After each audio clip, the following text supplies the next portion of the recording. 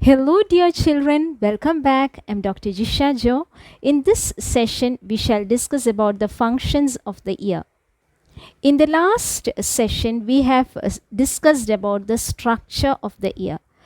In this session, we shall study the functions of the ear. Ear has two functions. The first function is hearing, and the second function is balancing.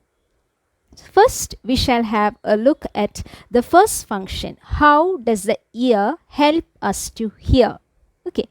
So we know, as in the previous video, I have told that the function, the pinna, which is present in the outer ear, directs the sound waves into the opening, and the sound waves pass through the auditory canal into and reaches the tympanum. Tympanum is the eardrum, and as the sound waves reaches the eardrum or the tympanum, the membrane of the tympanum vibrates, and we have seen there is the eustachian tube there.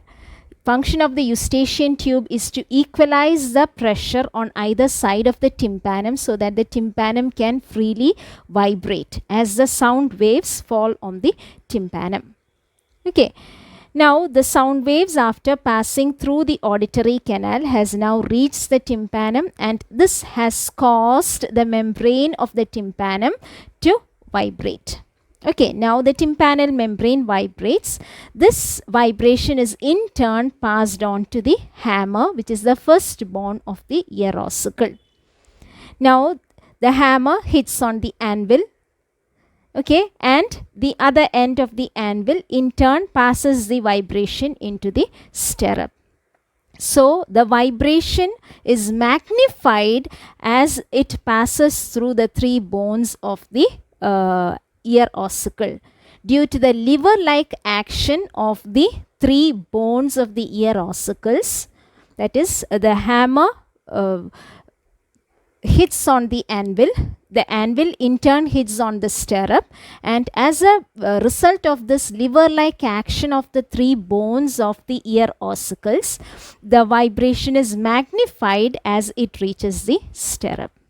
And we know the stirrup, the free end of the stirrup is attached to the oval window, which is again guarded by a membrane.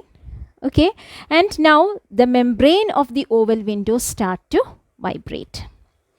And in the previous session, we have seen that the cochlea has three canals, and inside these canals there is a fluid present.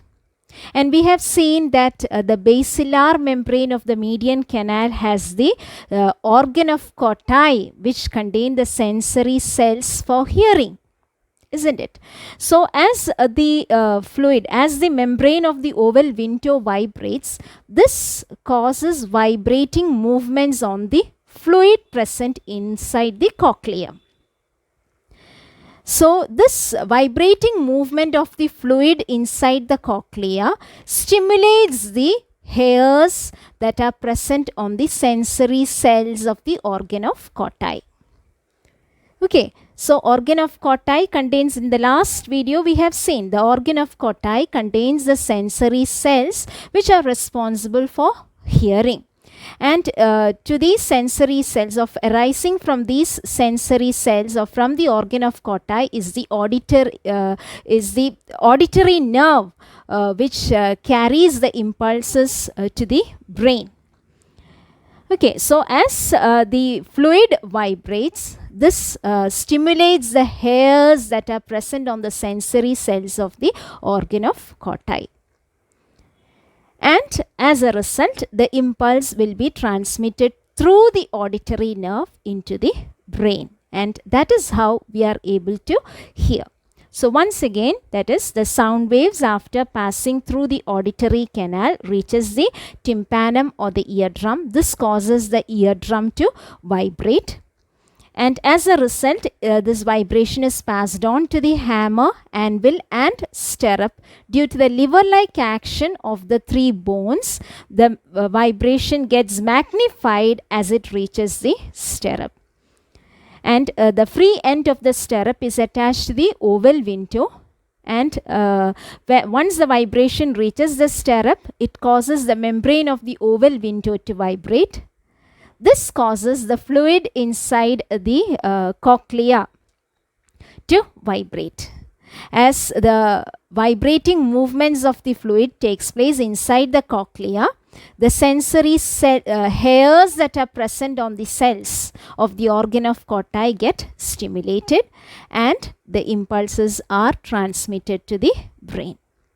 So that is how we are able to hear. Now moving on to the second function of ear, that is balancing of the body. Ear provides balancing of our body. We are able to stand without falling. It is due to the balancing that is provided by the exactly if we speak, it is due to the fluids that are present in the semicircular canal. Last class or last session we have discussed about the structure of the semicircular canal. We have seen that there is a fluid that is present in the semicircular canal, and the expanded portion of the semicircular canal, which is the ampulla, has the sensory cells or which helps us in dynamic balancing. Dynamic balancing is the balancing of the body when we are in motion, when the body is in motion. So there are sensory cells that are present inside the ampulla, which helps us to maintain dynamic equilibrium or dynamic balancing when our body is in motion. And similarly, in the previous session we have discussed about a short stem that is present at the joining of the semicircular canal with the cochlea. There is a short stem which is called as the vestibule, which is differentiated into two regions, the utriculus and the sacculus. Okay, so this region, the utriculus and sacculus, also contain sensory cells which help the body to balance when the body is in a static position. When the body is not moving, when I am able to stand without falling because of the balance provided by the sensory cells present in the vestibule, that is the utriculus and sacculus of the ear. So that is with regard to the balancing function of the ear. So balancing function, how does the ear help us in balancing the body?